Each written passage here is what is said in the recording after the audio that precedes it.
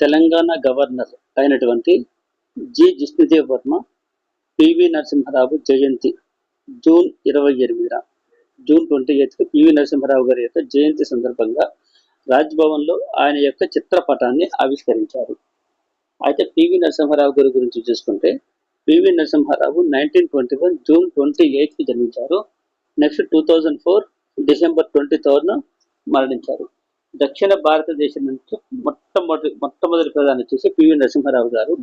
ఆయన ప్రధానిగా ఎప్పుడు పనిచేశాడంటే 1991 నుంచి 1996 వరకు ప్రధానిగా పనిచేయడం జరిగింది.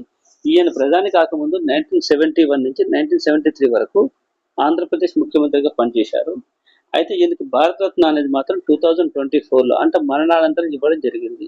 ఆయన మరణించింది వచ్చేసి 2004లో మరణిస్తే ఆయనకి 24లో అంటే 20 years తర్వాత ఈ భారతరత్న అనేది ఇవ్వడం జరిగింది.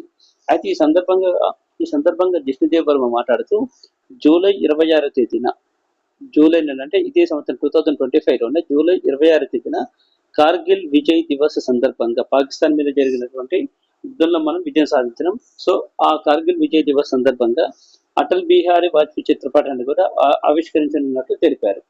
అయితే దాంతోపాటు కార్గిల్ యుద్ధంలో పాల్గొన్నటువంటి వీర జవాన్లు ఎవరైతే ఉన్నారో వాళ్ళని కూడా సత్కరించనున్నట్లు గవర్నర్ తెలిపారు.